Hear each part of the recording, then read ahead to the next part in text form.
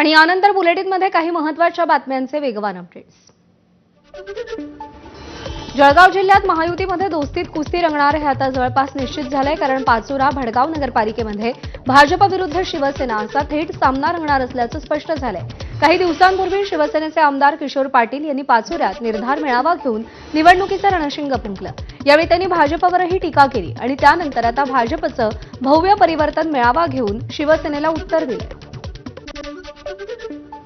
राज्यामध्ये नगरपंचायत आणि नगरपरिषदेच्या निवडणुका जाहीर झाल्यात। रत्नागिरी नगरपरिषदेच्या नगराध्यक्षपदासाठी महिला आरक्षण पडलेलं आहे, तर मग हे नगराध्यक्षपद आपल्याला मिळावं यासाठी शिंदेंच्या शिवसेनेकडून 5 महिला इच्छुक आहेत। त्यामुळे नगराध्यक्षपद द्यायचं कोणाला, ते देताना निकष काय लावायचे, एखाद्याला डावलल्यास होणारी नाराजी यासारखे प्रश्न शिवसेनेसमोर असणार आहेत। इच्छुक महिला उमेदवारांनी यापूर्वीच जोरदार फिल्डिंग तसंच मतदारांमध्ये जाऊन आपण कशा पद्धतीने योग्य उमेदवार आहोत हे सांगायला सुरुवातही केली आहे। पवई किडनॅपिंग प्रकरणात रोहित आर्यचा एन्काउंटर करणाऱ्या सहाय्यक पोलीस निरीक्षक वाघमारे यांचा गुन्हे शाखेकडून जबाब नोंदवण्यात आलाय। तर आतापर्यंत पोलिसांनी या प्रकरणात 16 जणांचा जबाब नोंदवलाय।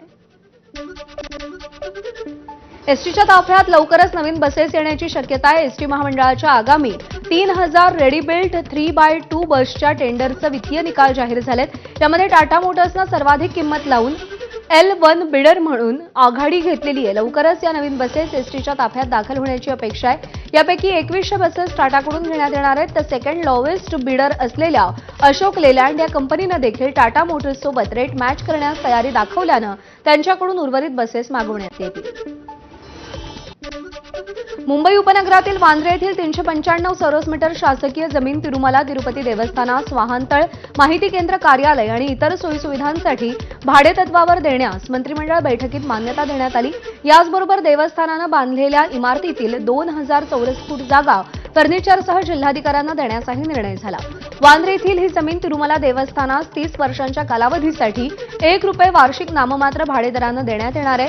ही जमीन देवस्थानास यापूर्वीच भाडेपट्ट्यानं देण्यात आलेल्या 348 चौरस मीटर जमिनीच्या समोर आहे। या नव्या भूखंडावरती देवस्थान, वाहनतळ, माहिती केंद्र आणि कार्यालयासह इतर सोयीसुविधा उभारणार आहे। ही जमीन महाराष्ट्र शासनाच्या मालकीचीच राहणार असून देवस्थाननं ती फक्त मंजूर उद्देशासाठीच वापरायची आहे। तिरुमला तिरुपती देवस्थानास 3 वर्षांच्या आत बांधकाम करावं लागणार असून येथील 2000 चौरस फूट जागा शासनासाठी राखून ठेवावी लागेल। देवस्थानानं बांधकाम पूर्ण झाल्यानंतर ही जागा सुसज्ज स्वरूपात जिल्हाधिकारी मुंबई उपनगर यांच्याकडे त्यांना सुपूर्द करावी लागेल। भाडेपट्ट्याच्या 30 वर्षांचा कालावधी संपल्यानंतर देवस्थानला विहित पद्धतीनं नूतनीकरण करावं लागेल। नागपूर जिल्ह्याच्या पारशिवनी तालुक्यातील भागी महारी तलावामध्ये 2 तरुणांचा बुडून मृत्यू झाला। 6 मित्रांसह फिरायला गेले असताना पोहण्यासाठी पाण्यात उतरले, मात्र पाण्याचा अंदाज न आल्यानं दोघं बुडाले। अविनाश आनंद आणि संकल्प मालवे असं मृत मुलांची नावं आहेत। अकोल्यामध्ये जे मॉलला पहाटेच्या सुमारास भीषण आग लागलेली। आगीचं रौद्र रूप पाहून आजूबाजूच्या लोकांमध्ये भीतीचं वातावरण पाहायला मिळालं। तब्बल 2 ते 2.5 तासानंतर आगीवरती नियंत्रण मिळवण्यात अग्निशमन दलाला यश आलं।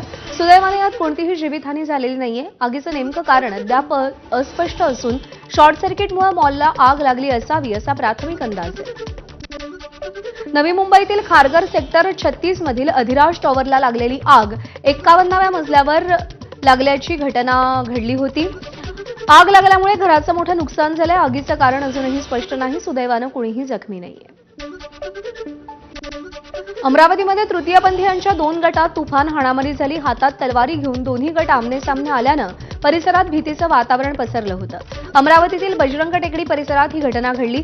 दरम्यान हाणामारीच्या घटनेचा सीसीटीव्ही समोर आला असून दोन्ही गटांच्या विरोधातील तक्रारीवरून पोलिसात गुन्हा दाखल करण्यात आलाय। क्षुल्लक कारणावरून कौटुंबिक वाद रस्त्यावर आल्याचं पाहायला मिळालं। नातेवाईकांच्या 2 गटात तुंबळ हाणामारी झाली। हाणामारीचा व्हिडिओ सोशल मीडियात प्रचंड व्हायरल झालाय। नांदेडच्या कंधार तालुक्यातील बाचोटी गावातील ही घटना आहे। घराचं गेट बसवण्याच्या कारणातून कुटुंबात वाद झाला, त्यानंतर तुंबळ हाणामारी झाल्याचं पाहायला मिळालं। हाणामारीच्या या घटनेमुळे बाचोटी गाव सध्या नांदेड जिल्ह्यात चर्चेत आलंय। लातूरमध्ये पैशांच्या वादातून एकावर तलवारीनं हल्ला केल्याची घटना घडली। व्याजासह पैसे परत करूनही अतिरिक्त व्याजाची मागणी पूर्ण न केल्यानं 4 तरुणांनी एकावर तलवार आणि काठी दगडांनी हल्ला केला। या घटनेचं सीसीटीव्ही फुटेज समोर आलंय। शिवाजीनगर पोलीस ठाण्याच्या हद्दीत नाईक चौकात ही घटना घडली। जखमी तरुणावर लातूरच्या शासकीय रुग्णालयात उपचार सुरू आहेत, तर हल्ला करणाऱ्या चौघांविरोधात गुन्हा दाखल झालाय। पोलीस त्यांचा शोध घेत आहेत। बनावट सोनं चांदी बँकेत गहाण ठेवून बँकेची फसवणूक करणाऱ्या सराफाला अखेर बीड पोलिसांनी पुण्यातून अटक केली. आरोपीनं अवघ्या 2 महिन्यात तब्बल 2.5 कोटी रुपयांचं घबाड जमा केलं होतं. विलास उदावंत असं अटक करण्यात आलेल्या आरोपीचं नाव असून तो बीडमध्ये विलास ज्वेलर्स नावानं दुकान चालवत होता. झटपट श्रीमंत होण्यासाठी त्यानं स्वतः 16 बनावट ग्राहक तयार केले. या ग्राहकांना बनावट सोनं देऊन त्यानं ते बँक ऑफ बडोदामध्ये गहाण ठेवलं. सोन्याचं परीक्षण करणारा म्हणून त्यानं हे बनावट सोनं खरं असल्याचं भासवून बँकेची फसवणूक केली. याचबरोबर सामान्य लोकांना जास्त सोन्याचं आमिष दाखवून त्यानं त्यांचीही फसवणूक केली आणि असं सगळे मिळून 2.5 कोटी रुपये जमा करून तो बीडमधली प्रॉपर्टी विकून पसार झाला होता. मोबाईल लोकेशनवरून पोलिसांनी त्याचा शोध घेतला आणि पुण्यातून त्याला ताब्यात घेतलं. यावेळी त्याच्या ताब्यातून 18 किलो सोनं चांदी जप्त करण्यात आले. बँक ऑफ बडोदा येथे बनावट सोनं ठेवलं, तारण ठेवलं आणि ते 16 लोकांना त्यांनी बनावट सोनं दिलं. ते सोनं बँकेमध्ये ठेवायला सांगितलं. हा तिथे व्हॅल्युएशन करणार होता आणि ते सोनं खरं आहे असं भासवलं आणि बँकेची फसवणूक केली. जवळपास ही 1.5 कोटी रुपयाची फसवणूक झालेली आहे. चंद्रपूरच्या चिमूर तालुक्यातील शंकरपूर परिसरात पुन्हा एका शेतकऱ्याचा वाघाच्या हल्ल्यात मृत्यू झालाय. शंकरपूरच्या 2 किलोमीटर परिसरात गेल्या 1.5 महिन्यात 3 शेतकऱ्यांचा वाघाच्या हल्ल्यात मृत्यू झाला. काल दुपारी ईश्वर भरडे हे शेतकरी शंकरपूर आंबोली रोडवरच्या ठाणा रीठ येथील आपल्या शेतात पिकाची पाहणी करण्यासाठी गेले होते. मात्र संध्याकाळी परत न आल्यानं गावकऱ्यांनी वनविभागाच्या मदतीनं त्यांचा शोध घेतला. त्यावेळी शेतातच छिन्नविछिन्न अवस्थेत त्यांचा मृतदेह आढळून आला. भरडे यांच्या मृत्यूनंतर परिसरात मोठ्या प्रमाणात तणाव निर्माण झालाय. शंकरपूर भिसी रस्त्यावरील आंबोली गावाजवळ रस्त्याच्या मधोमध ट्रॅक्टरवर मृतदेह ठेवत गावकऱ्यांनी रास्ता रोको केला. डोंबिवलीतील टिळकनगर पोलीस ठाण्यात कार्यरत असलेले हवालदार नागरिकांकडून दारूच्या नशेत दररोज 20 ते 25 रुपये वसूल करत असल्याचा आरोप मनसेनं केलाय. खंबाळपाडा परिसरात टेम्पो चालक, पाणीपुरी विक्रेते आणि लहान मोठ्या व्यापाऱ्यांपर्यंत हवालदारांना रोज पैसे घेतल्याची तक्रार समोर येताच मनसेनं या प्रकरणाची दखल घेत हवालदारावर कारवाई करण्याची मागणी केली आहे. छत्रपती संभाजीनगरच्या चेतक घोडा चौक परिसरामध्ये एका वृद्ध महिलेच्या गळ्यातील सोनसाखळी दुचाकीवर आलेल्या 2 अज्ञात चोरट्यांनी हिसकावून नेली. या घटनेदरम्यान महिलेचा तोल गेला, त्यामुळे संबंधित महिला किरकोळ जखमी झाली आहे.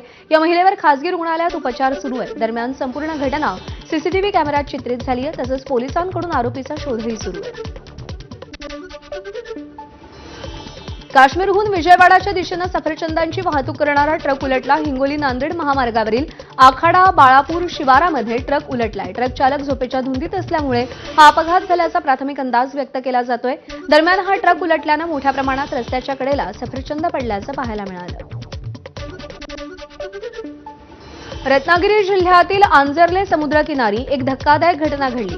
पर्यटकानं स्टंटबाजी करताना आपली गाडी थेट समुद्रात नेल्यानं गाडी पाण्यात बुडाली. ग्रामस्थांच्या माहितीनुसार हा पर्यटक मद्यधुंद अवस्थेत होता. या घटनेनंतर ग्रामस्थांनी त्याला वाचवण्याचा प्रयत्न केला, पण गाडी पाण्यात बुडाली आहे.